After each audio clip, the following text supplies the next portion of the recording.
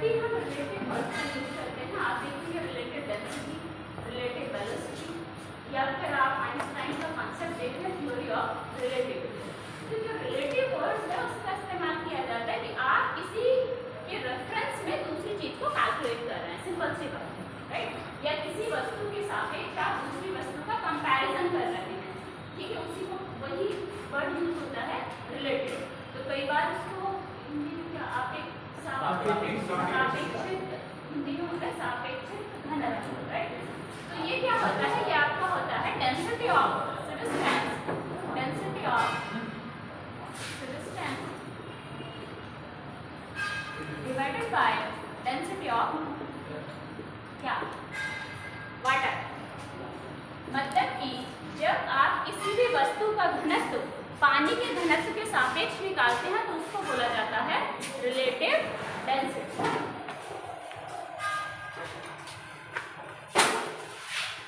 तो it will be like वस्तु का घनत्व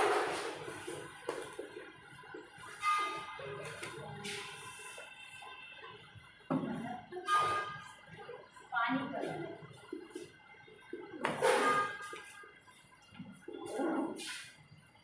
ये होता है आपका रिलेटिव डेंसिटी। पानी का घनत्व कितना होता है तो बताएगा? पानी का घनत्व कितना होता है? 1।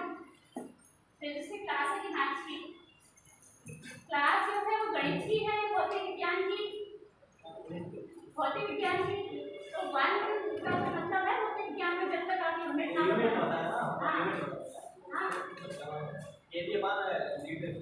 केजी अपान, तो यू आर सेइंग कि पानी का जो डेंसिटी है वो होता है 1 kg upon meter square, right?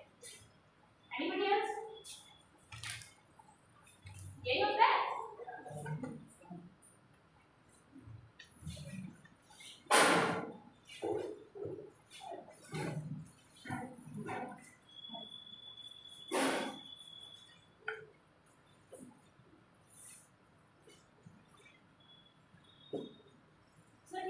कि 1 kg पर मीटर क्यूब। तो अगर इसको देखो तो इसके कहने आप इस यूनिट को देखो, आप कह रहे हैं कि अगर आपके पास 1 मीटर की लेंथ का एक घन है, घन जानते हैं ना, क्यूब, जिसकी लंबाई चौड़ाई सब बराबर है, तो क्या उसमें 1 किलो पानी आएगा? कॉमन सेंस से सोचो, 1 मीटर कितना होता है? इतना, ठीक है, हाँ जितना भी होता है घंटे के टाइप से इतना होता है। 1 मीटर आपकी लंबाई हो गई, 1 मीटर ऐसे हो गया, 1 मीटर हाइट हो गई। तो I don't think like this much, जितना आपके टेबल का साइज है इतना तो होगा। एक कॉमन सेंस से सोचिए ना, 1 मीटर उसकी ऊंचाई भी है, 1 मीटर लंबाई भी है, 1 मीटर चौड़ाई भी है, तब 1 मीटर क्यूब बना। तो 1 मीटर क्यूब में क्या 1 किलो पानी है? अच्छा, लास्ट का सवाल क्या रहेगा? Okay, thank you.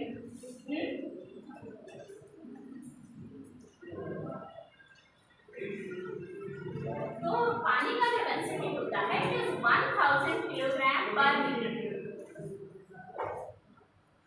या नॉट 1 किलोग्राम।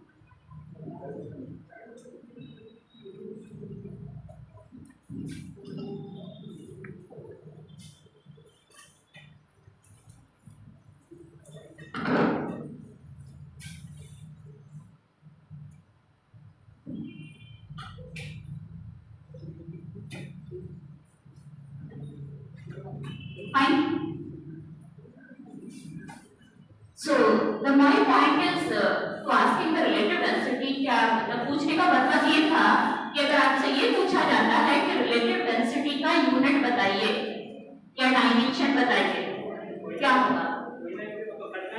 राइट, जो रिलेटिव डेंसिटी होती है या फिर क्या आपेक्षिक घनत्व, सापेक्षिक घनत्व होता है, उसका ना तो कोई यूनिट होता है और ना ही कोई डायमेंशन होता है, ठीक है? और सापेक्षिक घनत्व होता क्या है कि वस्तु का घनत्व पानी के रेस्पेक्ट में अगर हम मेजर करें, पानी को हम एक रेफरेंस ले लें कि पानी के रेस्पेक्ट में इसका घनत्व कितना है, तो उसको बोला जाता है रिलेटिव डेंसिटी, और उसका यूनिट कुछ भी नहीं होता, इट्स जस्ट ए नंबर, ठीक है? So relative density comes out to be 5, 10, 15 like that, उसका कोई यूनिट नहीं होगा, that is only a number, right?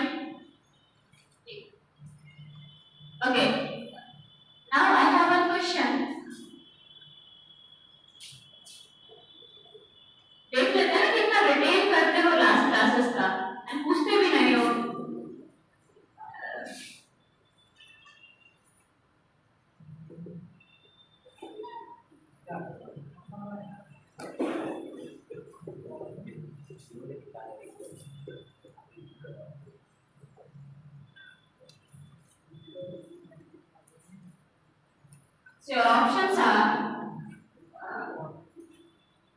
right and Hindi, मतलब मैं हिंदी में भी लिखूंगी थोड़ा चलिए।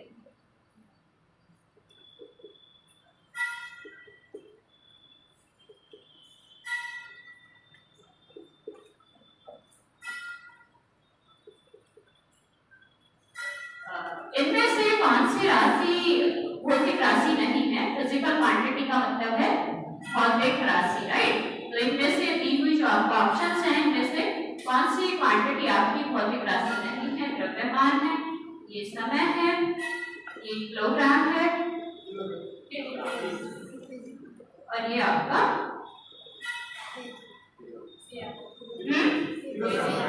किलोग्राम। क्यों? ये क्या है? Absolutely right, fine, okay. ऐसे ही कंसेप्ट होता है रिलेटिव वेलोसिटी। रिलेटिव वेलोसिटी जानते हैं क्या होता है? सापेक्षिक वेग, सापेक्ष वेग क्या होता है? किसी में वस्तु की चार्ज में वायु का सापेक्ष मापते हैं, वायु के रिलेटिव में मापते हैं सर। वायु के रिलेटिव में जो चाल नापते हैं उसको क्या बोलेंगे? सापेक्षिक वेग, यानी कि रिलेटिव वेलोसिटी। तो उसका फिर यूनिट होगा कि नहीं होगा? तो आप लोगों के अकॉर्डिंग जैसा आप बोल रहे हैं कि रिलेटिव वेलोसिटी वो होगी किसी भी वस्तु की वेग बटे उस वस्तु का वायु में वेग, ये कहना चाह रहा है? फार्मूला में याद है कुछ? हाँ बताइए फार्मूला जो तुमको याद है। मान लिया दो वस्तु हैं ए बी, जो किसी की रिलेटिव चार्ज निकाले तो सेकंड वाली वस्तु की चार्ज से पहली वाली वस्तु की चार्ज को घटा दे, राइट।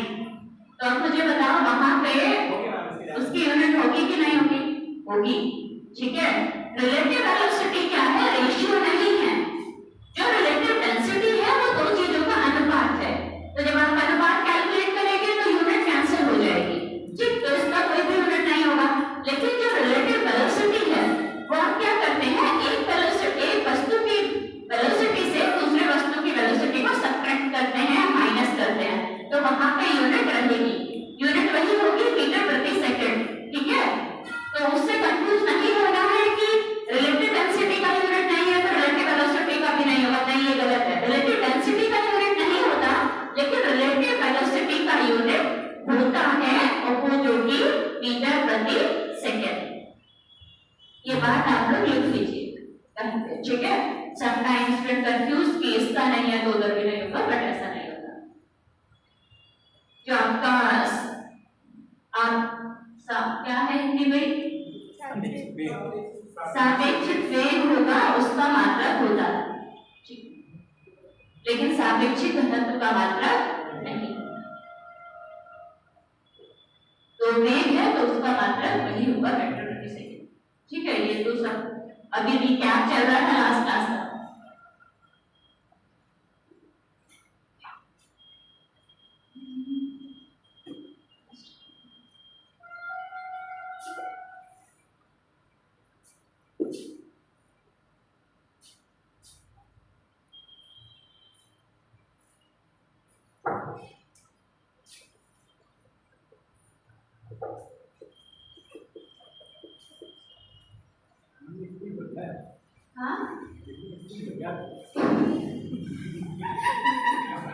अभी हिंदी में लिखेंगे तो फिर बता देना स्पीड कैसी है, क्या लिख रहे थे?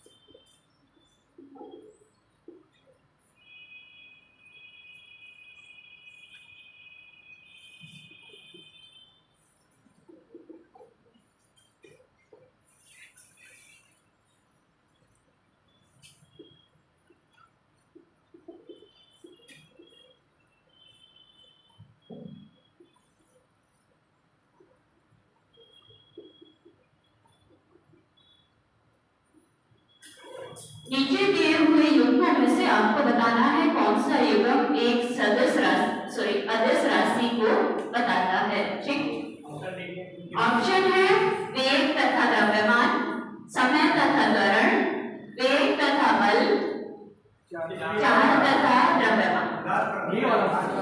हाँ, डी।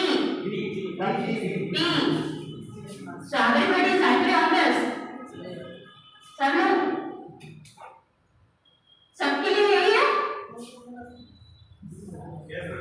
गलत है? तुमको भी लग रहा है?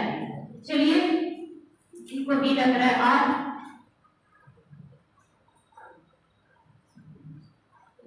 बस ए और सी में क्या गुना किया आपको बता दो कोई। Okay, now I have to change the question. ठीक है, आंसर दोनों का बताऊंगी, आप लोग सवाल लिख लें। अब सवाल आपका चेंज हो गया, क्या करते चेंज करते?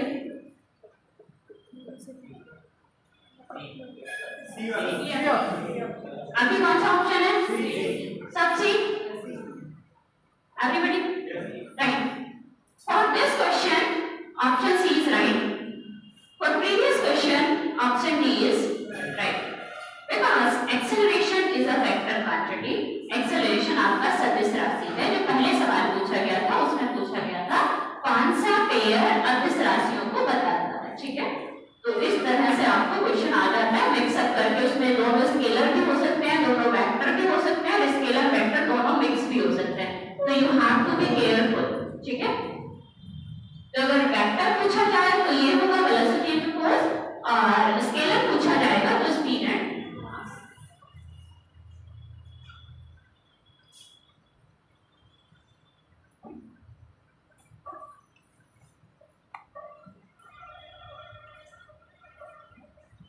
Okay, so let's start. Continue. कल कहाँ पे चुका था? हो गया? रब कर दें? Fine. So for this answer is C. For this question answer is C.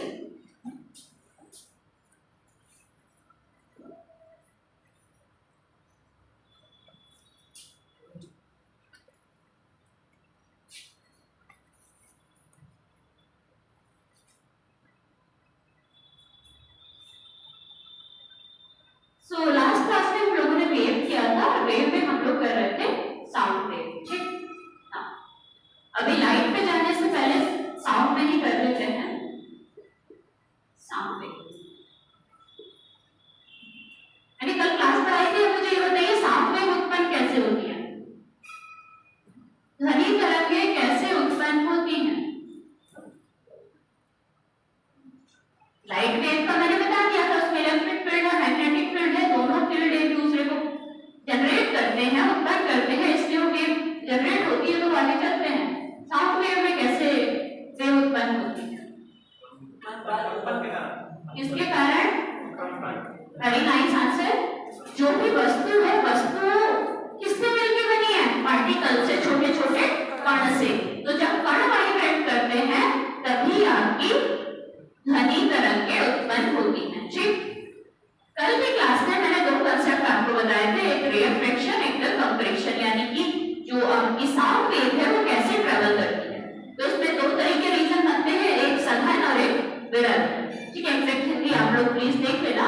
जो सघन है, जहां पार्टिकल बहुत क्लोज है, उसको हम बोलते हैं कंप्रेशन, और जहां पार्टिकल दूर दूर है उसको बोलते हैं रिफ्लेक्शन। ठीक है, तो उसमें क्या है कि पार्टिकल आपका इसी तरह से ऑक्सीलेट भी करता रहता है और इसी डायरेक्शन में मूव भी करता रहता है। ठीक, तो जहां पार्टिकल आपके क्लोज पैक्ड होंगे, दैट मींस जहां पे आपका डेंसिटी बहुत ज्यादा है, वो आपका हो गया कंप्रेशन। जहां पे पार्टिकल दूर दूर है वो हो गया आपका रिफ्लेक्शन। नाउ टेल मी, एक कंप्रेशन रीजन से लेकर के दूसरे कंप्रेशन रीजन तक का जो डिस्टेंस होगा उसे क्या बोलेंगे? कल की क्लास खोलो, उससे मैंने ऐसे डायग्राम बनाया था। ये कंप्रेशन रीजन है, फिर ये कंप्रेशन रीजन है, यानी कि पार्टिकल बहुत पास है इसमें। फिर ये रिफ्लेक्शन रीजन है, जिसमें पार्टिकल आपके बहुत दूर दूर है। फिर से कंप्रेशन रीजन है, आप आसपास है। ये बनाया था, ऐसे ही साउंड वेव चलती है। तो अब इस क्षेत्र से और इस क्षेत्र तक का जो डिस्टेंस है उसको क्या बोले?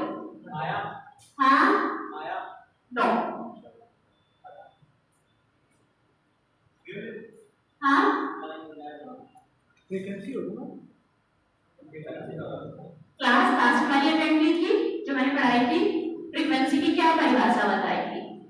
1 सेकंड में कितने आप रिपीटेशन या कितनी साइकिल कंप्लीट करते हो उसको बोलते हैं आवृत्ति या फ्रीक्वेंसी। और वेवलेंथ की क्या परिभाषा बताई थी? हाँ क्या बोल रहे हो? वेलोसिटी अपॉन फ्रीक्वेंसी, ये फॉर्मूला है। इस फॉर्मूले के हिसाब से ये डिस्टेंस बता सकते हो क्या? हमेशा गणित नहीं लगानी होती है। वेवलेंथ होती है कि जहां से वेव ने यहां से स्टार्ट किया, जब इस वेव का पूरा एक साइकिल, एक चक्कर जब पूरा हो जाता है, फिर ये अपने आप को क्या करती है? रिपीट करती है, पुनरावृत्ति करती है अपनी खुद की। तो उस जहां से शुरुआत की और जहां तक वेव खुद को रिपीट करती है वहां तक का डिस्टेंस क्या कहलाता है? वेवलेंथ। ठीक है, तो मुझे ये बताओ, ये यहां से यहां तक का डिस्टेंस क्या होगा?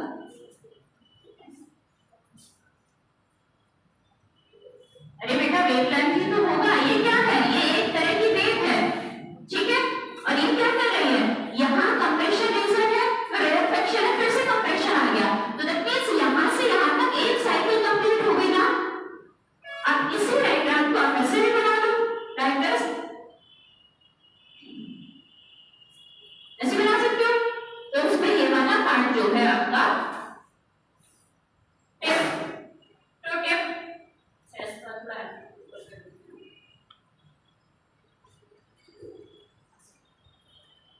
अब आप इसी डायग्राम को ऐसे बना, जो टिप है ये वाला, ठीक। यहां से यहां तक की डिस्टेंस जो होगी वो होगी वेवलेंथ। क्योंकि देखो यहां से वेव ने क्या किया? नीचे जाना शुरू किया। अगेन इस पॉइंट से वेव ने नीचे जाना शुरू किया, यानी कि इस बिंदु पे आके वो तरंग अपने आप को रिपीट कर रही है। ऐसा ही आप यहां देख लो, ये कंप्रेशन, ये रेयरफेक्शन, ये कंप्रेशन। तो एक रीजन से दूसरे रीजन तक का डिस्टेंस वेवलेंथ कहलाएगा, ठीक है। ऐसे ही अगर इसके आगे ये रेयरफेक्शन हो जाता है तो यहां से यहां तक का डिस्टेंस भी वेवलेंथ ही कहलाएगा, जिसको लैम्डा से लिखते हैं, ठीक।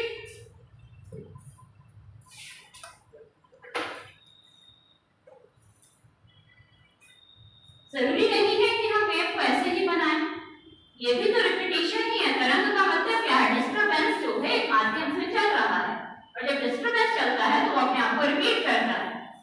तो रिपीटेशन ऐसे भी हो सकता है, रिपीटेशन ऐसे भी हो सकता है।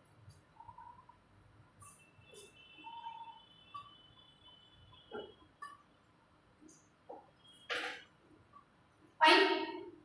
अब साउंड वेव में कोई और डाउट है? नहीं तो मैं पूछूं? आप लोगों को नहीं है तो मैं पूछ लूं फिर।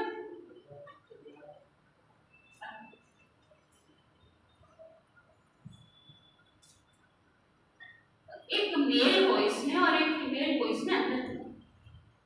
Everybody agree? इन जनरल मैं एक्सेप्शन की बात नहीं कर रही, या आप मेल फीमेल छोड़ दीजिए, आप तो कोई भी इंस्ट्रूमेंट ले लीजिए, फॉर एग्जांपल वायलिन है और फ्लूट है, ठीक है। तो दोनों की वॉइस में अंतर होता है, क्यों होता है? तारक की वजह से। अच्छा ठीक है, पिच की वजह से, ठीक। तो मैं मान के चलती हूँ पिच सबको मालूम है, everybody know the pitch. Now अब मुझे ये बताइए पिच किसकी हाई होगी और पिच किसकी लो होगी? पिच जो है आपकी तारक को, जैसे कि रिस्पांस आया तो आया, एज्यूमिंग कि एवरीबॉडी नो द पिच। जो आप दो वस्तुओं के साउंड में डिफरेंशिएट करता है ना आपका माइंड, कि ये साउंड जो है आपका एक बांसुरी से आ रहा है, ये साउंड आपका वायलिन से आ रहा है, ये साउंड आपका हारमोनियम से आ रहा है, तो वो सब पिच की वजह से आपका माइंड उनको अलग अलग कर देता है, ठीक है, जिसको कि हिंदी में तारक कहते हैं।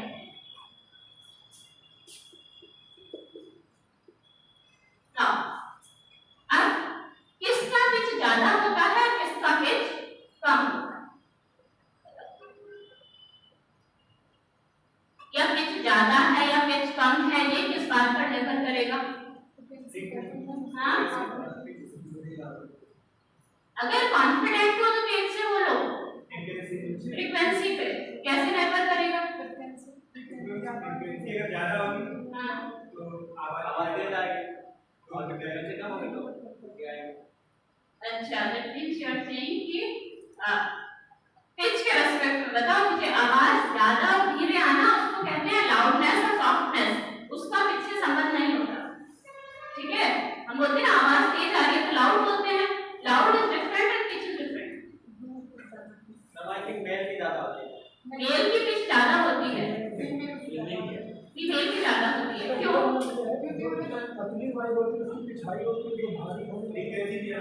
अच्छा, फ्रीक्वेंसी अगर ज्यादा होगी तो पिच ज्यादा होगी कि कम होगी, मुझे बस इतना सा बता दो।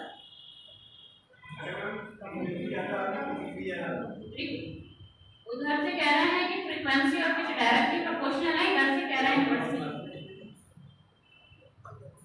अच्छा ये बताओ, फीमेल वॉइस की पिच हाई होती है कि लो होती है?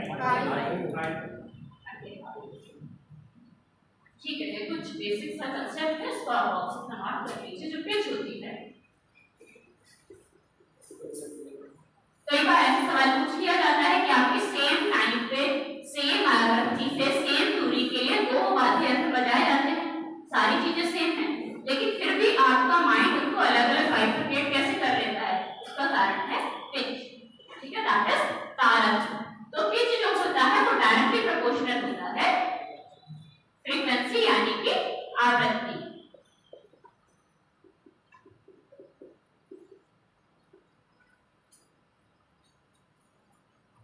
और जो फीमेल वॉइस होती है या बच्चों की जो वॉइस होती है उसकी पिच हाई होती है। ठीक है, क्योंकि उनकी फ्रीक्वेंसी हाई होती है।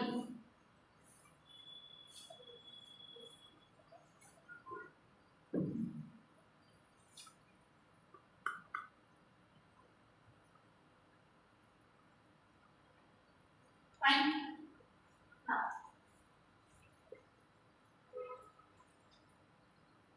जो साउंड है यानी कि जो ध्वनि तरंगे है, मेरी आप लोगों से रिक्वेस्ट है प्लीज जो भी मैं बोर्ड पे लिखती हूँ साथ साथ लिखते रहा करें, या if you need some extra time please let me know, मतलब मुझे बोल दिया करें कि मैं ठीक। जो साउंड वेव है यानी कि ध्वनि तरंगे, उनकी कितनी स्पीड होती है या किन किन फैक्टर्स पे उनका स्पीड मैटर करता है। जैसे प्रकाश की चाल हर किसी को जवान में होगी है ना, 3 × 10⁸ मीटर प्रति सेकंड एक वैक्यूम। ठीक है, तो ऐसे ही अगर हम साउंड वेव की बात करें तो साउंड वेव की कितनी चाल होती है? 332 आगे मीटर प्रति सेकंड। कहाँ, कौन सी परिस्थितियों में? निर्वात में। Somebody said ना निर्वात, बेटा निर्वात में साउंड होता ही नहीं है। ये कहाँ है आपकी? वायु में। ठीक, एवरीबॉडी एग्री? अब वायु तो आपकी 0 डिग्री तापमान पे भी वायु ही होगी, 100 डिग्री तापमान पे भी वायु ही होगी, तो ये कौन से तापमान पे है? सामान्य तापमान कौन सा होता है? कितने डिग्री, मतलब रफली बता दो। 25 से 30 के बीच होता है। जो रूम टेम्परेचर होता है जिसको हम सामान्य तापमान कहते हैं वो होता है आपका 23 डिग्री सेल्सियस या फिर 300 केल्विन। तो ये 23 डिग्री पे नहीं होती, ये सब आप लोग ये रट के बैठे हो 332 and 0 degree.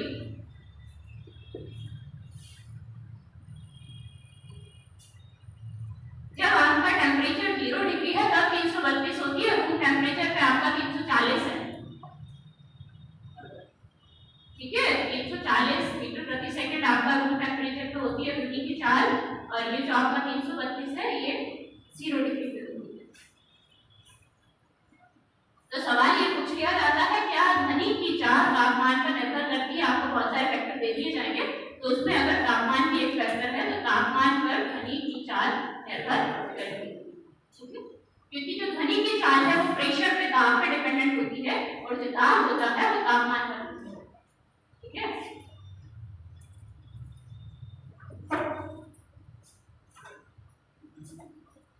And it is 342 या 344 एग्जैक्टली मुझे याद नहीं है, बट 342 है या 344 है, दोनों में से कोई नंबर मीटर पर सेकेंड इन एंड आपका ये है room temperature which is nearly equal to 23 degree Celsius.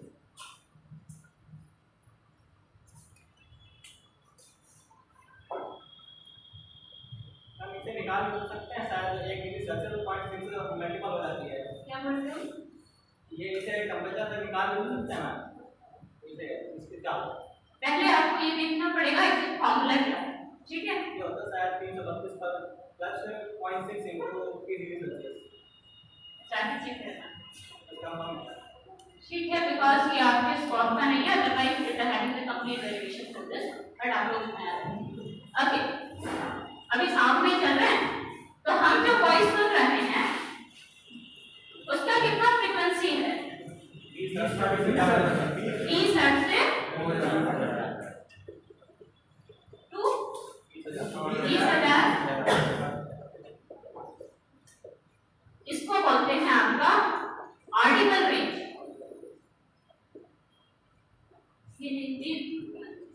सुनने लायक श्रव्य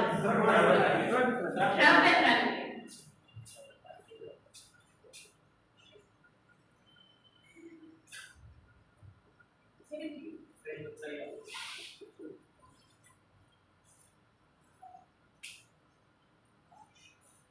किसका है ये? ह्यूमन बीइंग का या सबका?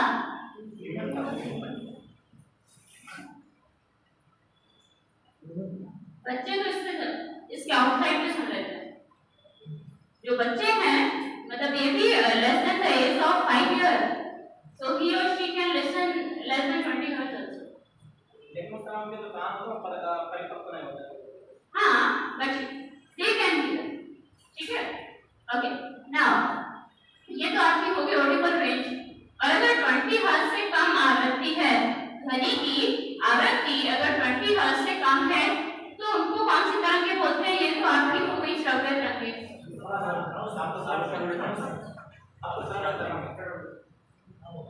इंग्लिश में कोई बता दे प्लीज।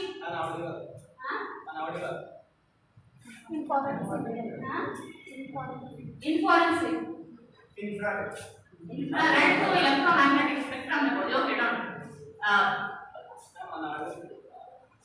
ठीक है, मतलब आप लोग जानते हो इसको, ठीक। और अगर 20,000 से ज्यादा है तो उनको क्या बोलेंगे? हाँ, पराश्रव्य।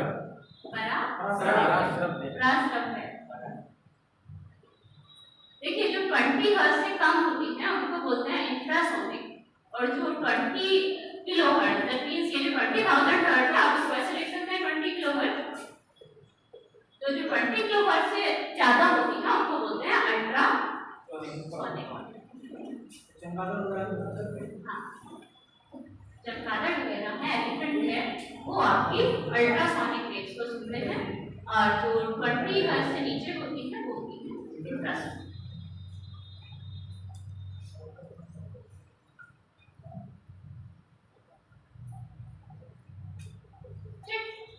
अगर जो वस्तु साउंड एमिट करे, ठीक है, जो आपका ध्वनि तरंगे हैं वो कहाँ किसी सोर्स से उत्पन्न होगी, कुछ तो उनका स्रोत होगा निकलने का, तो वो जो स्रोत है अगर उस स्रोत की स्पीड साउंड की स्पीड से ज्यादा हो जाए तो उसको क्या बोलेंगे?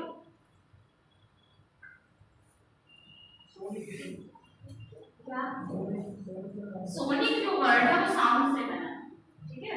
तो साउंड की स्पीड से ज्यादा थोड़ा सा और दिमाग लगाओ, सुपरसोनिक, राइट? तो अगर आपके वस्तु का स्पीड जो है साउंड की स्पीड से ज्यादा हो जाता है तब उसको बोलते हैं सुपरसोनिक स्पीड। हाँ,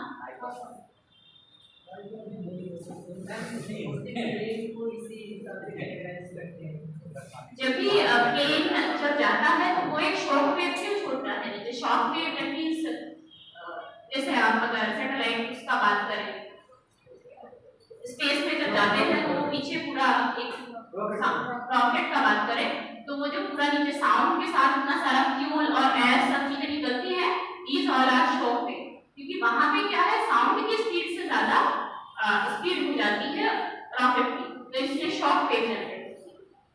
तो उसी स्पीड को बोला जाता है सुपरसोनिक स्पीड, यानी कि वेलोसिटी ऑफ सोर्स, जो आपका वेलोसिटी ऑफ सोर्स है, अगर वो आपकी ज्यादा हो जाएगी वेलोसिटी ऑफ साउंड से, तो ये कंडीशन आपकी होगी सुपरसोनिक स्पीड।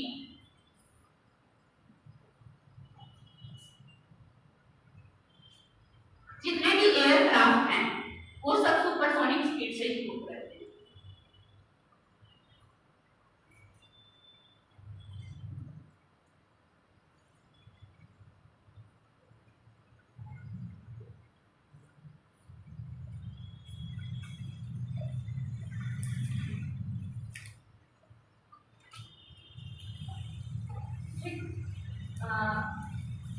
एक बड़ा सिंपल सा क्वेश्चन कई बार पूछ लिया जाता है कि जब भी कोई ट्रेजेडी हो, दैट मींस डिजास्टर आंसर, कोई डिजास्टर हो तो उसमें क्या होता है कि जो आपके एनिमल्स हैं वो ज्यादा सेंसिटिव होते हैं, वो इंसान से पहले पता लगा लेते हैं कि कुछ ना कुछ वेव आने वाला है। व्हाई इट इज सो, ऐसा क्यों होता है?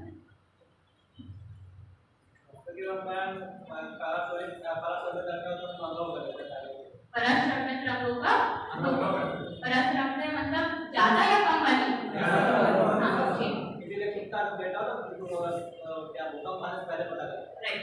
जो भूकंप आता है तो उसमें क्या होता है कि जो आपका ऑडिबल रेंज से बाहर फ्रीक्वेंसी में रहता है, ठीक है, तो उस फ्रीक्वेंसी का जो वेव्स हैं उनको आपके एनिमल्स सेंस कर लेते हैं, इसलिए वो ज्यादा एक्टिव हो जाते हैं। ठीक,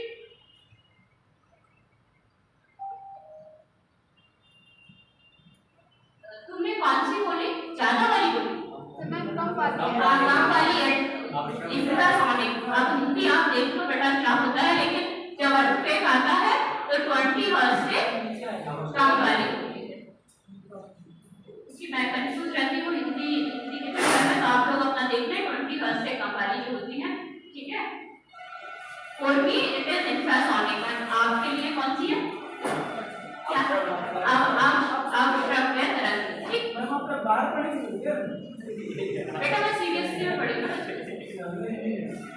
नहीं, हिंदी आती है, लेकिन फिजिक्स में जो वर्ड्स हैं, राइट, फिजिक्स में जो पर्टिकुलर वर्ड्स हैं उनका हिंदी देखना। अब आपको इंग्लिश के वर्ड्स टिपिकल लग रहा है ना, क्योंकि आपने हिंदी में पढ़ा है, सेम विद मी, बट मैंने आप लोगों के लिए इतना सब सीख लिया है। I think it's not a good gesture, because आप एक यूपीएससी का प्रिपरेशन कर रहे हैं, so you should be decent to your teacher now. So it's not a good gesture as per your choice. Because UPSC और state PCS में आपका knowledge के साथ साथ ये भी एक पार्ट है पर्सनैलिटी का। ठीक, हाँ, पता नहीं बेटा, मैं कुछ नहीं कहूँगी, बट मैं आपको हिंदी इंग्लिश दोनों में पढ़ा रही हूँ, ठीक है। हाँ,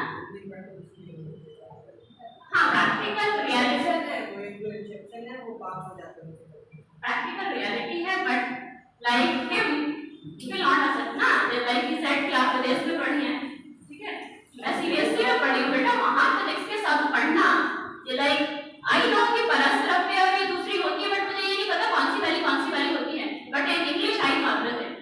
इतने तो फिजिक्स में टर्म आने चाहिए, हां इतने तो टर्म आने चाहिए फिजिक्स में, मतलब रेडियो कर होता है। ओके, व्हाटएवर, सबका अपना चॉइस है, but it's my general suggestion to all कि अगर आप यूपीएससी और स्टेट पीसीएस का प्रिपरेशन कर रहे हैं, तो along with your knowledge you have to prepare कि आपका एटिकेट्स, मैनर्स, पर्सनालिटी डेवलपमेंट, ये सारी चीजें बहुत हैं।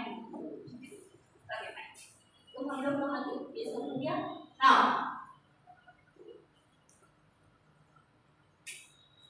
एक कॉमन सा एग्जांपल है, जब बारिश होती है तो बिजली कड़कती है, that is lightning in the sky.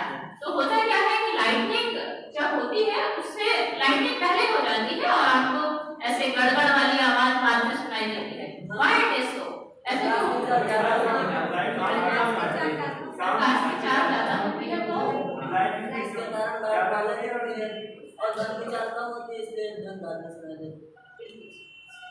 आगे आप क्या चाहते हैं?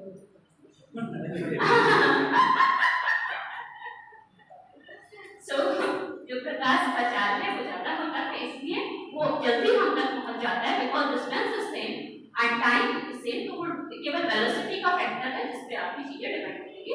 तो वेलोसिटी हाई है इसलिए आपको जल्दी दिख जाती है, ठीक है। और जब साउंड का स्पीड कम है इसलिए साउंड आपको देर से सुनता है। फाइन, चलिए अब मुझे एक चीज बताइए, जो इको होती है, दैट इज इको इज प्रतिध्वनि। क्या होती है एक बार मैम, अगर जैसे जो इलेक्ट्रिसिटी होती है अगर मेरे ऊपर गिरे, ठीक है, मतलब मेरे जस्ट पड़ोस में गिरे, तो मुझे उसकी लाइटिंग से पहले उसकी ध्वनि बराबर से सुनाई देगी या कुछ डिफरेंस होगा? और ये लोग फील नहीं कर पाते हैं जो आवाज है तुरंत सुनाई देगी। सपोज यहाँ पे गिरी, मैं भी यहाँ पर, तो उसकी आवाज तुरंत सुनाई देगी, थोड़ा सा गैप कितने के बाद आप कह रहे हैं या फिर जब वहाँ पे स्पार्किंग हुई तब की बात कर रहे हैं? मैं इस बारे में बोल देगा मैं यहाँ पे जो टच करेंगे, क्या से वो, हाँ राइट राइट, तो मैम वहाँ की आवाज यहाँ आई अंडरस्टैंड योर क्वेश्चन। यहाँ पे क्या है, यहाँ पे भी वही होगा कि पहले आपको लाइट दिखाई देगी बाद में साउंड, लेकिन you can see the distance, ये कितना डिस्टेंस है, लेस देन अ मीटर, ठीक है, और वो कितना डिस्टेंस है, लाइट ईयर। तो जब डिस्टेंस ज्यादा होता है तब आपको इस वेलोसिटी का प्रभाव क्लियरली दिखता है। जब आपका डिस्टेंस बहुत कम है तो वो प्रभाव आपको दिखेगा ही नहीं, तो फॉर यू इट लाइक कि दोनों सेम टाइम पे है। जब डिस्टेंस ज्यादा होगा तभी आपको दिखेगा ना वेलोसिटी का प्रभाव। एकदम क्लियर नहीं कर पाते। मैम साउंड होता है ऊपर से जनरेट हो गया है, लगातार उसके साथ ही जनरेट होता है, साउंड तो ऊपर ही जनरेट हुआ ना, ऊपर ही जनरेट, नीचे से उसकी फ्लैश आती है। अच्छा अभी मैंने बात की, सवाल मेरे दिमाग में आ गया, साउंड चलता है, ठीक है, तो साउंड में क्या है कि भाई आपके कण है, पार्टिकल है, वो वाइब्रेट कर रहे हैं, उससे आपका साउंड चलता है। तो क्या पार्टिकल चलते हैं? तो क्या चलता है? तरंग चलती है। तरंग कैसे चलती है? एग्जैक्टली, इसका आंसर होगा कि ऊर्जा चलती है वहां पे, पार्टिकल केवल एक माध्यम का काम करते हैं। पार्टिकल जब ऐसे वाइब्रेट होते हैं तो ये वाला पार्टिकल इसको ऊर्जा ट्रांसफर करेगा या अपनी जगह पे रहेगा, ये वाला पार्टिकल इसको ऊर्जा ट्रांसफर करेगा, पार्टिकल नहीं चलता, केवल ऊर्जा चलती है, ठीक है। तो ये ऊर्जा जो है, पार्टिकल नहीं चलेगा, अपनी ऊर्जा का ट्रांसफर अपने एडजेसेंट जो उसके नियर बाय पार्टिकल है, कण है, उसको ऊर्जा ट्रांसफर करते हैं, ठीक है। तो डोंट कंफ्यूज विद दिस कि पार्टिकल चलता है, यहाँ पे पार्टिकल नहीं चलता। वेव होती है डिस्टरबेंस, और डिस्टरबेंस में क्या चलती है, आपकी एनर्जी चलती है, ऊर्जा प्रोपगेट करती है। लाइट वेव में ऊर्जा आ जाती है इलेक्ट्रिक फील्ड और मैग्नेटिक फील्ड की वजह से, और यहाँ पे ऊर्जा आती है पार्टिकल के कंपन करने की वजह से, उसको बोला जाता है फोनोन। आप छोड़ सकते हैं, फोनोन एक कंसेप्ट होता है कि बेसिकली यहाँ पे फोनोन चलता है। जैसे फोटोन है ना, somebody heard about, किसी ने फोटोन के बारे में सुना है? लाइट का जो कण है उसको फोटोन बोलते हैं, ऐसे ही जो कंपन का कण है उसको फोनोन बोलते हैं, ठीक है। Phonon, I will write phonon, lattice of vibration, यानी कि जो आपका कंपन का जो एक पैकेट होगा, आप इस समय नीचे कंपन का पैकेट, वो आपका फोनोन होता है। तो साउंड वेव में फोनोन प्रोपगेट करता है, जैसे जो काम लाइट में फोटोन को करता है वैसे ही ध्वनि तरंगों में फोनोन करता है, ठीक है। जो वाइब्रेट करते हैं तो एनर्जी का एक पैकेट बन जाता है, वही एनर्जी का पैकेट आगे मूव करता रहता है, तो उसी एनर्जी के पैकेट को हम फोनोन बोलते हैं, क्योंकि अगर आप लोग फोटोन से परिचित हैं तो ये भी आपको जान लेना चाहिए।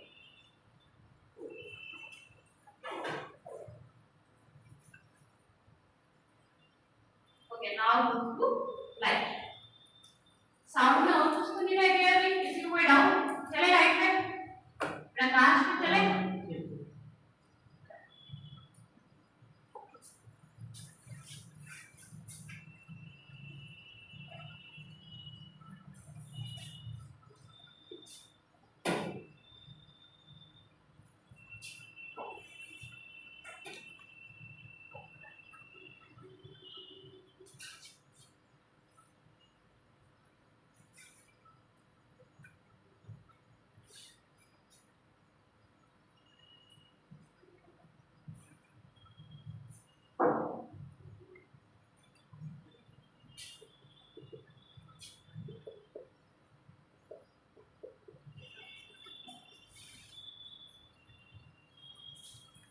प्रकाश हमेशा सीधी रेखा में चलता है, बदल सकते हैं हमेशा।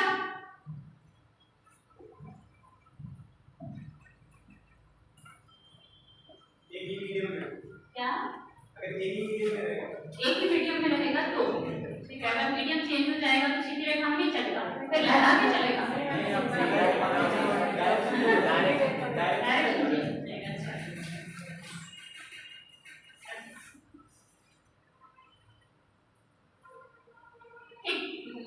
हमको अगर एक ग्लास का स्लैब बनाना है, स्लैब जानते हैं मतलब टुकड़ा, जैसे ग्लास का कोई टुकड़ा है तो वो स्लैब होती है। उसमें क्या होता है कि लाइट आती है, प्रकाश उस ग्लास के टुकड़े में पड़ता है और फिर वापस रिफ्लेक्ट हो जाता है।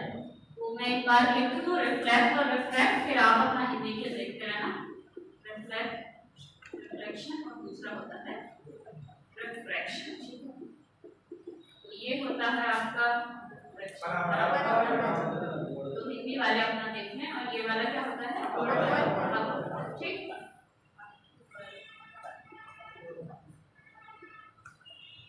तो जब भी लाइट आपका एक ग्लास स्लैब में पड़ती है तो वो क्या होती है, रिफ्लेक्ट हो जाती है, ठीक, या फिर ट्रांसमिट कर जाती है, यानी कि ग्लास के अंदर से पास हो जाएगी। और अगर आपके पास ऐसा है, ग्लास है और यहाँ एयर है, तो जब वो एयर से आ रही है और ग्लास के अंदर जा रही है, कि ट्रांसमिट कर रही है, ट्रांसमिट करने का मतलब क्या है, ये प्रकाश की किरण आएगी, ये जो ग्लास का आपका पूरा टुकड़ा रखा हुआ इसमें से निकलेगी तभी ट्रांसमिट करेगी। तो यानी कि इस टुकड़े के अंदर जो हुआ, क्या जैसे आ रही वैसे ही चली, क्या कुछ प्रॉपर्टी चेंज हो गई, वो एक अलग कंसेप्ट है। तो उसको क्या बोला जाता है, रिफ्रैक्शन। रिफ्रैक्शन का मतलब है जब प्रकाश एक माध्यम से दूसरे माध्यम में जाता है तो क्या करता है, वो अपनी जो जिस दिशा में वो चल रहा है वो दिशा बदल देता है, तो उसी को क्या बोला जाता है, रिफ्रैक्शन, ठीक। तो रिफ्रैक्शन के लिए आपको कम से कम दो मीडियम की, दो माध्यम की आवश्यकता होती है। दूसरा चीज है रिफ्लेक्शन। लाइट आती है और यहीं से क्या वो इसी सरफेस से रिफ्लेक्ट बैक करता है, ठीक है। तो यानी कि रिफ्लेक्शन के लिए लाइट का, प्रकाश का वस्तु के अंदर जाना जरूरी नहीं है, वस्तु की सतह से ही वो परावर्तित हो जाती है, ठीक। तीसरी बात होती है ट्रांसमिशन। ट्रांसमिशन का मतलब है लाइट आई इस मीडियम, ऊपर एयर है, ये ग्लास है, नीचे फिर से एयर है, यानी कि वायु, ग्लास ग्लास और नीचे फिर से वायु, ठीक। तो आपका लाइट यहाँ से आती है, यहाँ से रिफ्लेक्ट हो गई, ये एक फिनोमेना हो गया जिसको हम बोलेंगे, ठीक। दूसरा जब इसमें जाएगी तो इसके अंदर जो इस डायरेक्शन में आ रही थी, इसने अपना डायरेक्शन थोड़ा सा बदल दिया, दिशा बदल दी इस माध्यम के अंदर केवल, वो आपका हो गया रिफ्लेक्शन। तीसरा, इस माध्यम से निकलने के बाद वापस से फिर से आपकी लाइट एयर में आ जाती है, उसको बोलते हैं ट्रांसमिशन, ठीक। ये तीन फिनोमेना, इन तीनों में आपको अंतर मालूम होना चाहिए। कई बार डेफिनेशन आपको दे रखी होगी, उसमें पूछ लेगा ये रिफ्लेक्शन है, रिफ्लेक्शन है, रिफ्लेक्शन है या फिर ट्रांसमिशन, ठीक, या फिर पोलराइजेशन है, पोलराइजेशन डिफरेंट ध्रुवण जिसको बोलते हैं, ठीक। अब वस्तुएं जो हमें दिखाई देती हैं, नीला, हरा, लाल, पीला, तो क्यों दिखाई देती है, कुछ वस्तु नीली दिख रही है, कुछ पीली दिख रही है, कुछ हरी दिख रही है,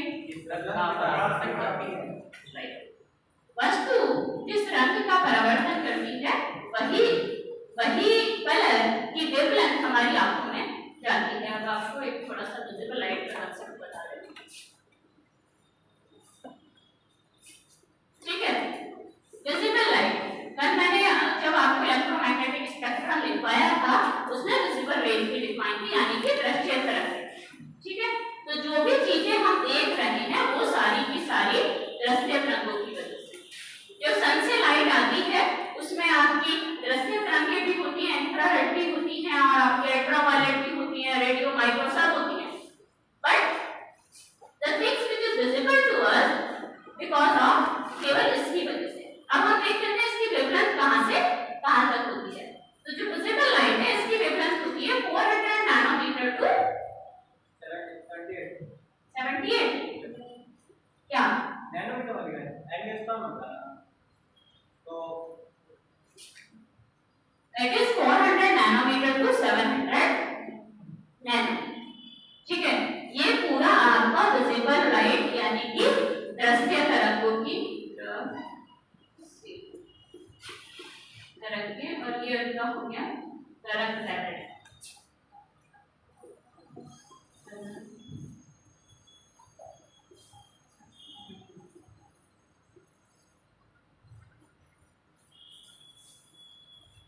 An intercept is lambda wavelength, right? तो आपकी जो वेवलेंथ होगी विजिबल लाइट की यानी कि दृश्य तरंगों की वो यहाँ से यहाँ तक होगी, ठीक। तो इसीलिए कोई भी बॉडी, एनी वस्तु, एनी ऑब्जेक्ट जो भी हमें विजिबल है वो यहाँ से यहाँ तक की कोई भी एक वेवलेंथ रिफ्लेक्ट कर रही है। जो वेवलेंथ रिफ्लेक्ट कर रही है उसी वेवलेंथ के करस्पॉन्डिंग कलर आपको दिख रहा है। ना तो 400 से कम का रिफ्लेक्ट करोगे, ना 400 से 700 से ज्यादा, ठीक है।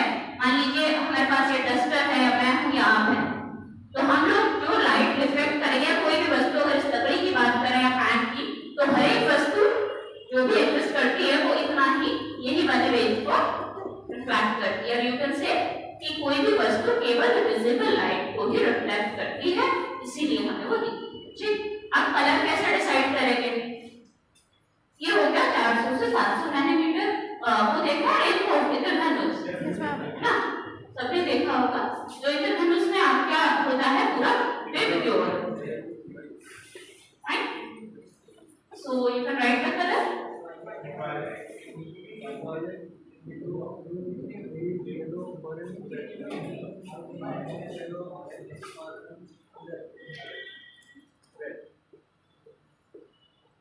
ये इस डायरेक्शन में इनकी वेवलेंथ इंक्रीज होती है, यानी कि सबसे कम जो तरंगदैर्घ्य है वो वायलेट की है और सबसे ज्यादा तरंगदैर्घ्य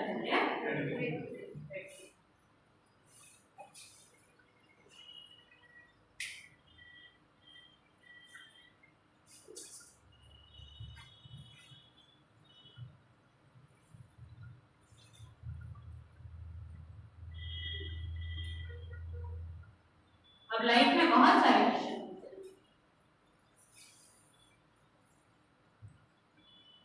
अगर इधर एरो लगाया है लैम्डा, इसका मतलब है इधर की तरफ वेवलेंथ बढ़ रही है। इसकी सबसे कम वेवलेंथ है, इससे ज्यादा लाइट। तो ये आपका 400 हो गया नैनोमीटर और ये आपका 700 नैनोमीटर।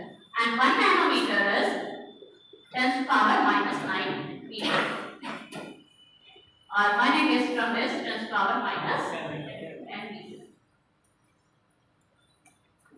ये बहुत छोटी यूनिट है, इसलिए मीटर में ना लिख के हम वैल्यू को शॉर्ट में लिखने के लिए ये यूनिट यूज करते हैं। बट अगर आपको एसआई यूनिट पूछी जाए तो तरंगदैर्घ्य की एसआई यूनिट मीटर ही होगी। वहां ये दिमाग मत लगा देना पड़ा मैं मैथ में लिखा था, ठीक है। SI unit is meter but we are writing because ये छोटी यूनिट है जिससे कि हमें 10 की पावर करके बड़ा नंबर लिखना पड़ेगा।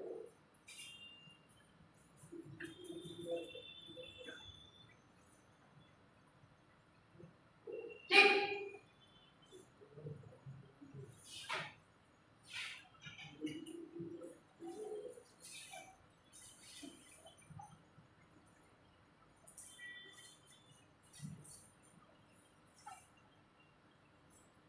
हो गया।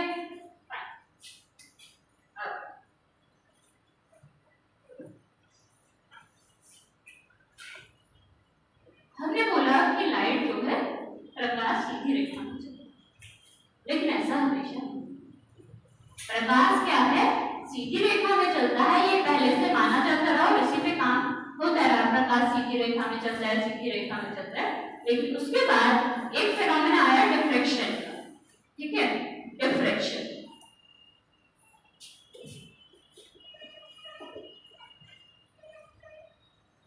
मैं बता दूं डिफ्रैक्शन क्या होता है। डिफ्रैक्शन में ये होता है, देखिए अगर आपके पास ट्रांसपेरेंट ऑब्जेक्ट है, ट्रांसपेरेंट मतलब जिसमें आर-पार दिखता है, क्या बोलते हैं हिंदी में? पारदर्शी। अगर पारदर्शी आपके पास कोई वस्तु है तो उसमें क्या होगा, लाइट आएगी, रिफ्लेक्ट भी कर जाएगी और ट्रांसमिट भी कर जाएगी, उसको पार करके निकल जाएगी। अगर आपके पास कोई ओपेक ऑब्जेक्ट है, यानी कि ओपेक मतलब जिसकी परछाई बनती है, जो कि ठोस या कुछ अपारदर्शी समझे, फिजिक्स में वर्ड होता है हिंदी में, आप लोग देख लेना।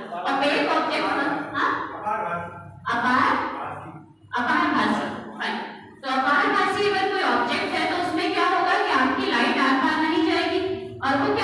सॉलिड है। तो उस तरह के ओपेक ऑब्जेक्ट में, ओपेक ऑब्जेक्ट का मतलब है जिसकी की छाया नहीं बनती, और छाया उसी की बनती है जिसमें लाइट ट्रांसमिट हुए रहती है, ठीक है। अगर आपके पास ऐसा ऑब्जेक्ट है, उसमें लाइट आ गई, उसमें प्रकाश पड़ गया, प्रकाश तो सीधी रेखा में चलता है, इसके अंदर तो कोई प्रकाश जाएगा नहीं, क्योंकि इस मटेरियल की ऐसी प्रॉपर्टी है कि ये अपने अंदर किसी भी चीज को अलाउ नहीं करता, पास नहीं होने देता। तो प्रकाश क्या करेगा फिर? प्रकाश क्या करेगा फिर? मुड़ जाएगा, बैंड कर जाएगा। मान लीजिए ये पूरा ऐसे वस्तु है, ऐसे लाइट आई और इसने इस ओपेक ऑब्जेक्ट ने इस प्रकाश को पार नहीं करने दिया, तब ये क्या करेगा? यहाँ आएगा, इस एज से वो क्या हो जाएगा? बैंड हो जाएगा, मुड़ जाएगा, ठीक है। तो वो सीधी रेखा में नहीं चला, उसने क्या किया? अपने आप को मोड़ लिया, बैंड कर लिया।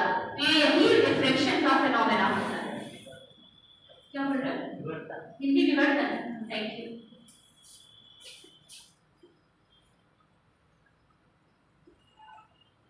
तो इसको बोला जाता है बैंडिंग ऑफ लाइट।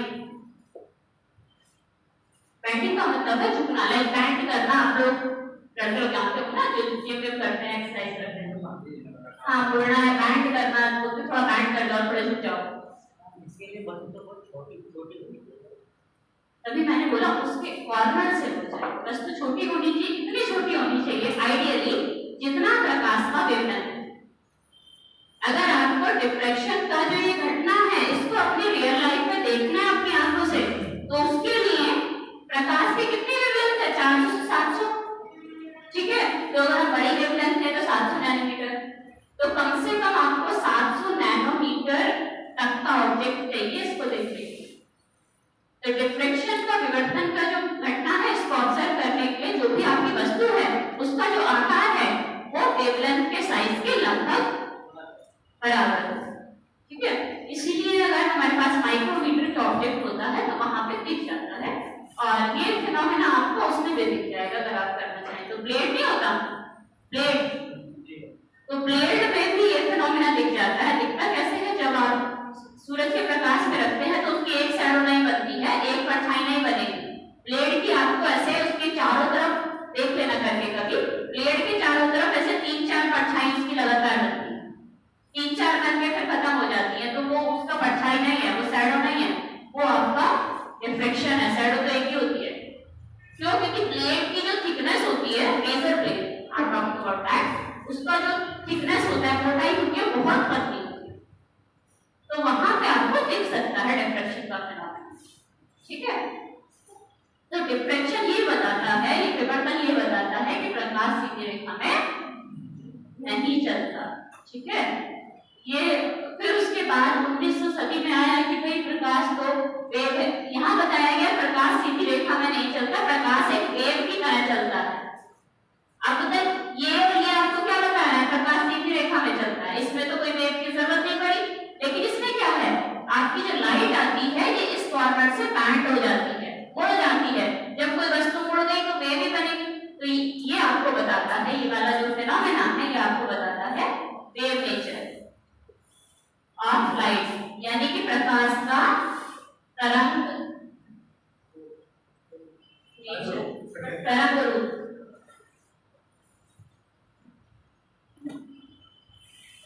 जैसे जैसे फिजिक्स डेवलप होती है वैसे ही कंसेप्ट आते जाते हैं। पहले बोलते सीधी रेखा में चलता, उसके बाद और स्टडी हुई तो फिर बोला वेव में चलता, फिर 1900 में आके आइंस्टाइन महोदय ने कहा वेव नहीं, फोटोन में चलता है, पार्टिकल है।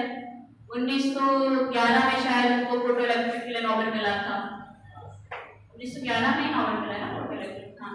तो तब मालूम चला कि वेव भी नहीं चलता, प्रकाश तो एक पार्टिकल के जैसा चलता है, एक वस्तु के जैसा चलता है, मैटर, ठीक है। तो ये आपका बताता है वेव नेचर। चलिए अब मुझे ये बताइए कि बड़े कॉमन से सवाल है वैसे तो, आसमान का रंग नीला क्यों दिखता है? प्रकाश के रिफ्लेक्शन के कारण। अच्छा, तो रिफ्लेक्शन तो सारे कलर से होते हैं। प्रकीर्णन, प्रकीर्णन स्कैटरिंग, राइट, स्कैटरिंग। अच्छा, तो जब सन सेट होता है, जब सूरज छिपता है तब वो पूरी लालिमा सी छा जाती है, वो ऐसा क्यों?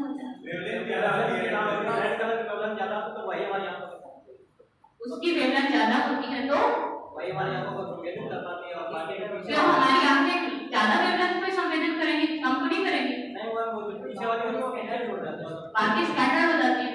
जो लाल वाली स्कैटर्ड नहीं होगी, मना क्या उसमें स्कैटर्ड नहीं मैम, उसमें ज्यादा होती है इसलिए वो मतलब आंखों तक पहुंच जाते हैं, और जब सूर्य डूबता है तो बहुत ज्यादा दूरी हो जाती है।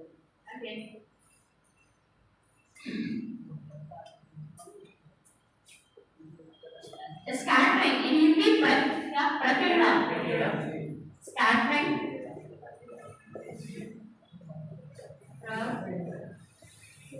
ये जो होता है ये वेवलेंथ के इनवर्सली प्रोपोर्शनल होता है। ठीक है, अब एक बात ध्यान से सुनो। जिस रंग का स्कैटरिंग ज्यादा होगा, यानी कि वो क्या है पूरे क्षेत्र में फैल गया, तो वो आपकी आंखों तक उसका इंटेंसिटी कम हो जाएगा, नहीं पहुंच पाएगा। आप एक कॉमन सी बात समझिए, एनर्जी तो उतनी ही है ना।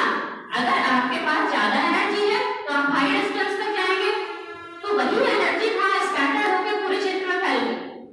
ठीक, लेकिन अगर आपकी स्कैटरिंग नहीं हो रही तो क्या होगा, आपके पास एनर्जी कंजर्व रहेगी, सुरक्षित रहेगी, तो आप ज्यादा दूर तक जा पाएंगे। वैसा ही कंसेप्ट यहाँ पे लागू होता है कि जिसका वेवलेंथ ज्यादा होता है उसका स्कैटरिंग कम होता है, फैलाव उसमें कम होता है। जब फैलाव कम होता है तो हमारी आंख तक कंसंट्रेटेड एनर्जी आता है। ठीक है, तो जो स्कैटरिंग होती है वो वेवलेंथ के इनवर्सली प्रोपोर्शनल होती है, यानी कि उल्टा, वेवलेंथ ज्यादा है तो स्कैटरिंग कम होती है।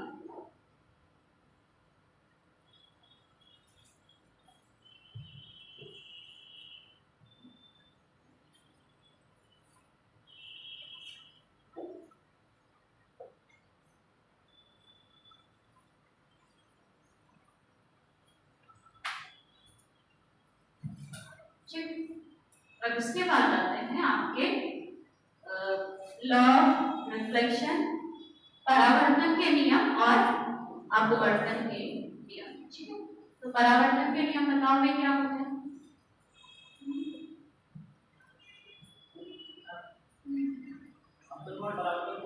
आप अपने बराबर होते हैं और आपतित किरण अपवर्तित किरण तथा आपतित बिंदु पर अवलंब केवल एक ही सतह में होते हैं। ठीक है, और दूसरा रिफ्रैक्शन का बताओ। अभी तक आपने रिफ्लेक्शन का बताया, रिफ्रैक्शन का बताओ। m sin i upon sin r उसमें नियम से होते हैं, मतलब n क्या होता है? अपवर्तनांक, रिफ्रैक्टिव इंडेक्स। तो इसका मतलब बताना पड़ेगा, आदि को नहीं आता। आई थॉट आता होगा तो नहीं। Should I love this? सबको हो गया? Somebody said आता है लेकिन बताया नहीं। क्या कोई बोल रहा था पीछे?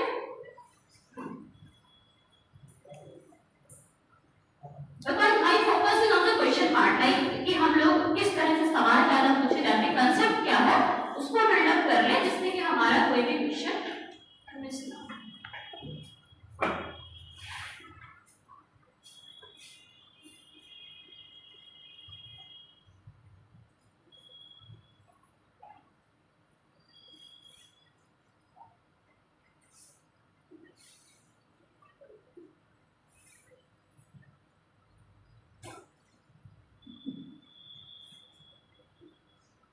ये क्लास प्लेट है, ये इसकी कुछ थिकनेस है, राइट। तो अब क्या होगा, यहाँ पे इसको बोलते हैं इसका नॉर्मल, और यहाँ से एक लाइट रे आएगी, इसको बोला जाता है incident ray. Incident ray and ये आपका एक आई एंगल बनाएगी। नाउ यहाँ पे दो घटनाएं होंगी, एक घटना की लाइट आपका रिफ्लेक्ट कर जाए, परावर्तित हो जाए, दूसरा रिफ्रैक्ट कर जाए। ठीक, तो ये आपका वापस चली जाती है इधर, तो यहाँ पे एक कोण बनेगा R। ठीक है, तो पहला नियम आपका क्या कहता है कि एंगल I जो है वो एंगल आपके बराबर होना चाहिए। और दूसरा नियम क्या कहता है कि incident ray Hindi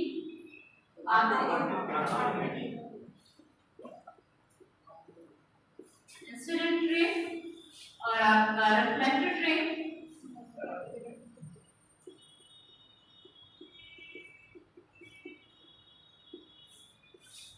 and normal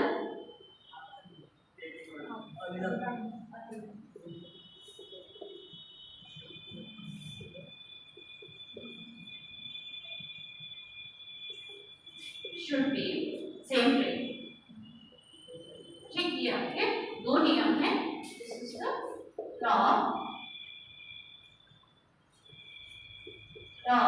reflection.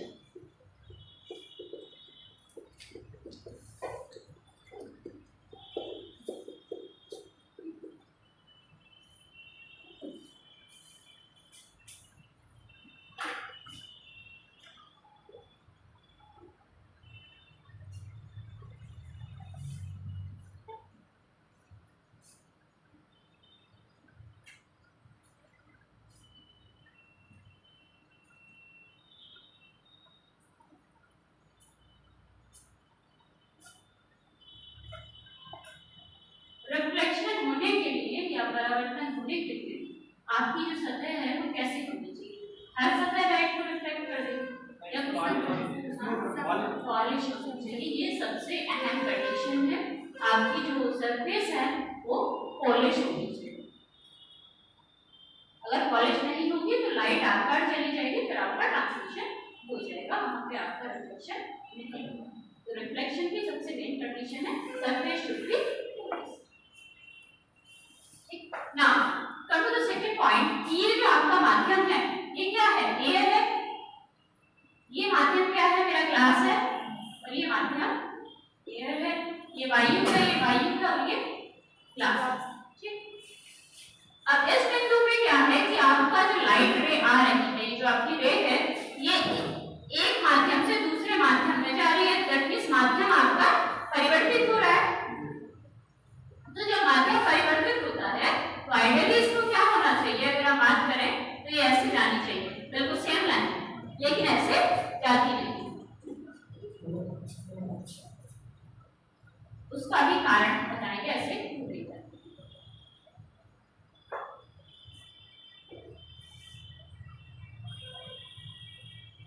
अब ये क्या किया? राइट, ऐसे आना था इसको, right, but it is bending towards the normal. जो आपका अभिलंब है उसकी तरफ झुक गई. ठीक है. अब आगे जब आप यहाँ आएंगे, ये आपका फिर से एक इंटरफेस आ गया. यहाँ भी तो माध्यम चेंज हो रहा है. वहां आप एयर से ग्लास में जा रहे थे या ग्लास से एयर में आ रहे हैं, माध्यम यहाँ भी चेंज हो रहा है. तो ये लाइन भी गलत है. यहाँ क्या होगा? अभिलंब जी से दूर जाएगी. तो इसका मतलब अगेन थोड़ा मेरा डायग्राम सही नहीं बना, अदरवाइज जो ये वाली डायरेक्शन है वही आएगी. जो आपकी ये इनिशियल रे की डायरेक्शन है, बाहर वाली किरण का डायरेक्शन भी वही होगा, दिशा. तो वहां देखो, ये था आपका रेयर मीडियम, दैट इज विरल. इसको बोलते हैं विरल क्षेत्र. और ये आपका सघन क्षेत्र. ठीक है. डेंसर मीडियम और रेयर मीडियम. तो जब आप रेयर मीडियम से डेंसर मीडियम की तरफ जाते हैं तो जो आपकी लाइट रे है वो नॉर्मल की तरफ झुक जाती है, बैंड हो जाती है. ठीक है. वही जब आप डेंसर से रेयर की तरफ जाते हैं, ग्लास डेंसर है, एयर रेयर मीडियम है. जब आप डेंसर से रेयर की तरफ जाते हैं तो नॉर्मल से आगे जाएगी, नॉर्मल से दूर जाएगी. तो ये आपकी क्या था? अभी ये लाइट ऐसे आ रही है, ऐसे जाना चाहिए, लेकिन it was away from the normal. तो ऐसा क्यों होता है? नॉर्मल की तरफ झुक जाना या नॉर्मल से दूर चले जाना. डेंसिटी ज्यादा होती है तो उससे क्या हो गया?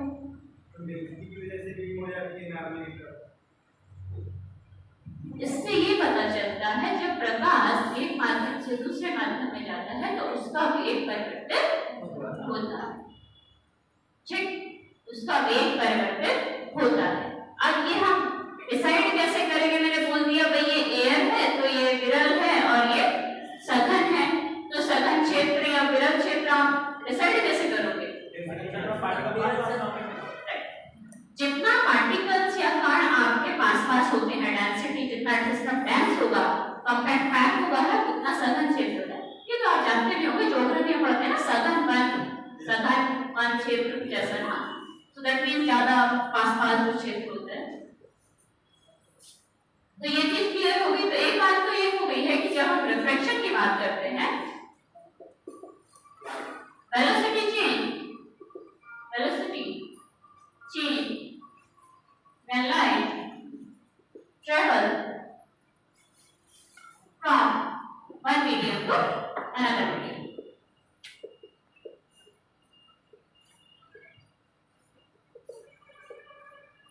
प्रकाश की चाल परिवर्तित होती है जब माध्यम परिवर्तित होता है, ठीक है।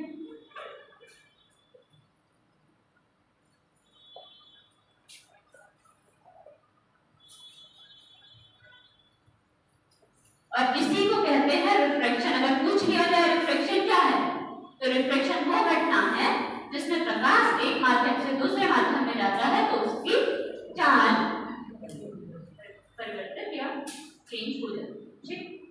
अब ऐसे ही रिफ्रैक्शन के भी नियम हैं, जैसे अपने परावर्तन के नियम थे वैसे ही अपवर्तन के भी दो नियम हैं। तो पहला नियम तो सेम है, ये वाला सॉरी सेकंड वाला जो नियम है कि आपकी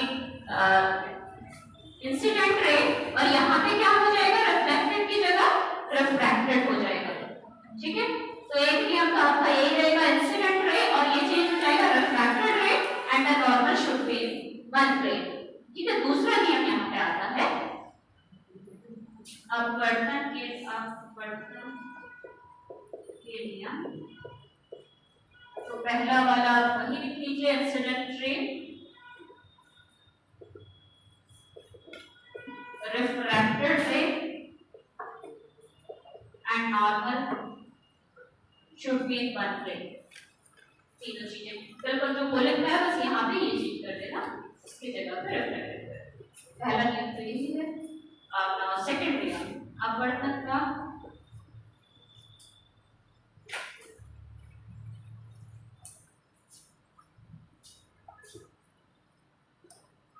अपवर्तन का जो दूसरा नियम है उसको कहते हैं स्नेल लॉ, ठीक। क्या स्नेल लॉ कहता है sine i upon sine r should be equal to, यहाँ पे अब ये एंगल हो गया, इसको भी याद रखना, इसको भी याद रखना, ठीक है। इसको कैपिटल आर रखना,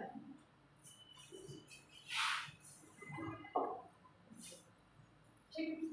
यानी कि जो आपका इंसिडेंट एंगल है और जो आपका रिफ्रैक्टेड एंगल है, नॉर्मल के साथ बना हुआ जो एंगल है, जब उनका हम साइन के साथ रेशियो लेंगे तो वो क्या आएगा, एक कांस्टेंट आएगा, नियतांक।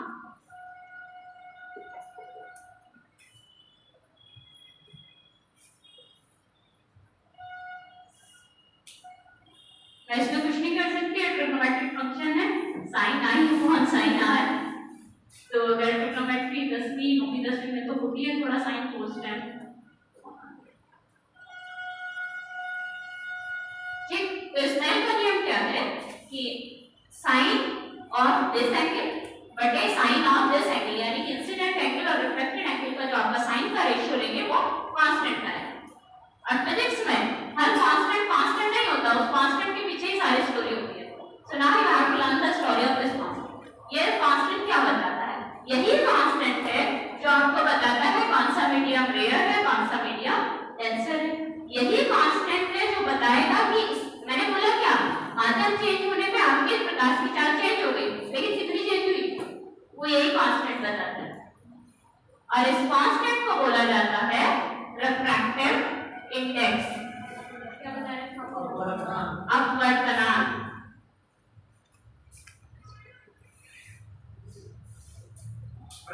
यस, जो एयर में इंसिडेंट रे थी और नीचे जो रिफ्लेक्शन के बाद में जो रिफ्लेक्टेड रे थी उसका एंगल सेम होगा। इंसिडेंट, हाँ, बिकॉज मीडियम आपका सेम है, तो ये मैंने क्या बोला था कि ये वाली जो रे है ये इसके पैरेलल होनी चाहिए, बट मेरा डायग्राम गलत बना है। अगर मैं इसको यहाँ लेके जाऊँ तो इस सरफेस पे चली जाएगी, अदरवाइज दिस रे should be in the direction of this, उसके बिल्कुल चाल लगनी चाहिए, क्योंकि यहाँ पे भी क्या है, एयर टू टेंसर, तो जितना अंतर झुका माध्यम आपका यहाँ पे वही है। तो जब माध्यम बदला तो जितनी आपकी रे लंब की तरफ झुकी उतनी ही तो सेम माध्यम उतनी दूर जाएगी। अगर यहाँ पानी होता तो हाँ उसके पैरेलल नहीं होती, क्योंकि पानी है दूसरा मीडियम है, जाती तो पानी के केस में भी ये सभी लंब से दूर जाती, क्योंकि पानी के लिए पानी आपका कैसा क्षेत्र विरल है और ग्लास सघन है, लंब से दूर ही जाती, लेकिन इसके पैरेलल नहीं होती। अभी क्या है, यहाँ भी है, यहाँ भी है, तो लंब से उतनी ही दूर जाएगी जितनी अंदर झुकी थी। ठीक है,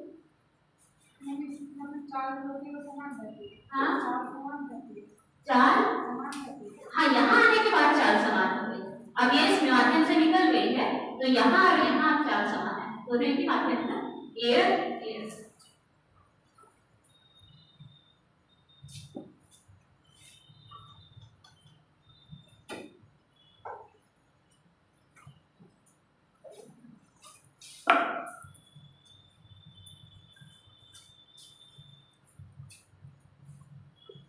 refractive index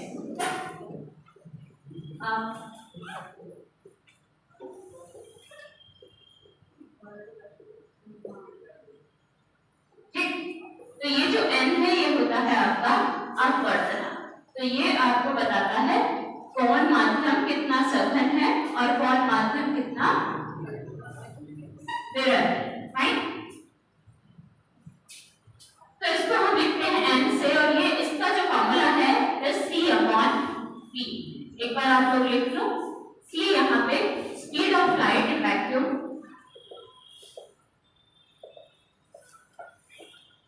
that is c is equal to 3 × 10⁸ meter, it is nearly equal to not actually meter per second, and v is speed of light in meter।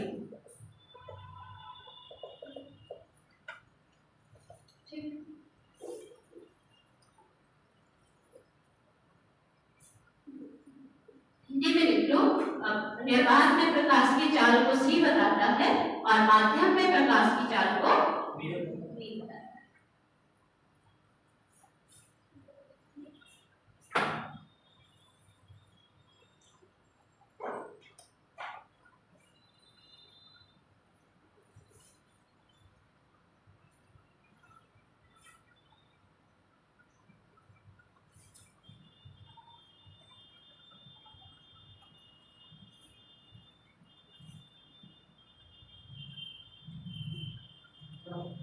क्या अब मेरा एक बड़ा बेसिक सा सवाल है, ये जो हमारा n है, ये जो अपवर्तनांक है, इसकी वैल्यू क्या हो सकती है? मतलब अगर हम आइडियल केसेस की बात करें, दो तीन नंबर अपने आइडियल होते हैं, 1 0 infinity less than 1 more than 1। अब मुझे बता दो कि इसकी वैल्यू क्या हो सकती है? लेस देन 1 होगी हमेशा। अच्छा, और कोई? हमेशा मोर देन 1। ओके, और क्योंकि ऑप्शन से क्वेश्चन आता है ना, तो ऐसे ही बनते हैं, less than 1, greater than 1, 0 infinity, हो गए चार ऑप्शन।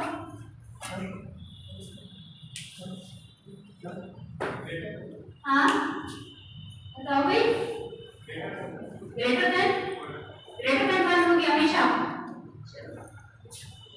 ये सेम कि n का वैल्यू हमेशा ग्रेटर देन 1 होगा, और इनफिनिटी हो जाएगी। n का मान 1 से ज्यादा नहीं होगा। n का मान 1 से ज्यादा नहीं होगा, तो तुम ये कह रहे हो कि हमेशा n का मान 1 से कम होगा। मतलब 1 तक हो सकता है लेकिन उससे ज्यादा नहीं होगा। हाँ, मतलब 1 से कम होगा, वही मैंने लिख दिया तुम्हारी भाषा में, तुम ऐसा कहना चाह रहे हो। हाँ, और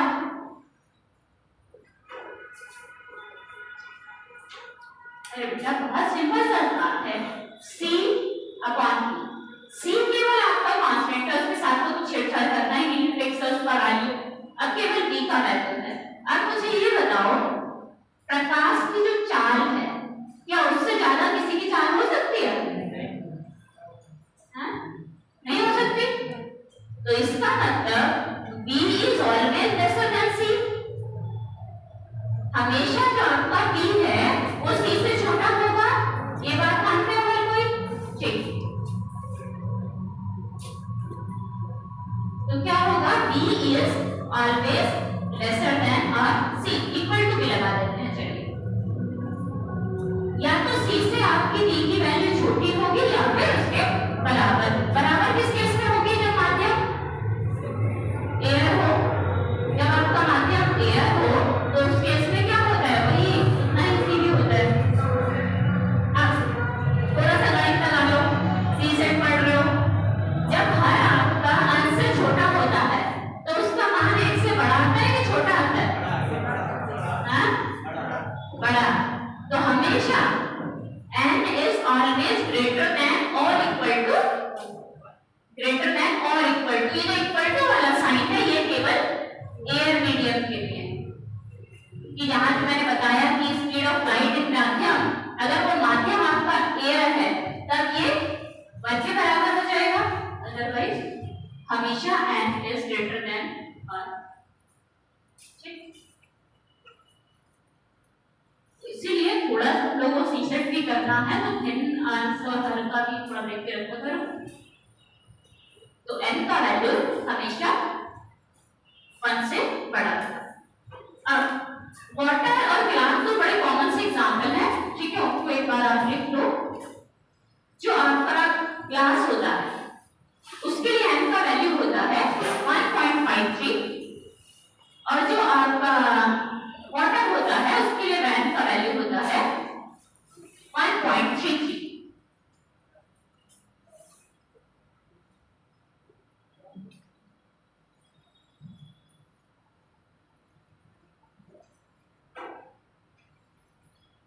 तो अब आपने n का वैल्यू देख लिया, अब इसमें से आप बता दो कौन सघन है और कौन विरल है, ठीक है? तो जिसका n ज्यादा होगा वो माध्यम आपका सघन होगा, जिसका n कम होगा वो माध्यम आपका विरल है।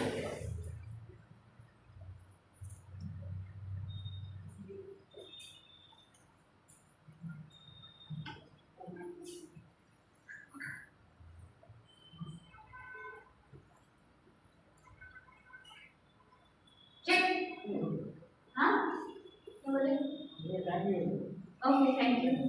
ओके, चलिए लास्ट क्वेश्चन। लास्ट क्वेश्चन, बस मैं यही क्वेश्चन पूछने वाली थी, यही मेरा लास्ट क्वेश्चन है कि ये जो n है हमारा रिफ्रैक्टिव इंडेक्स, इसका मात्रक क्या होगा? हैं?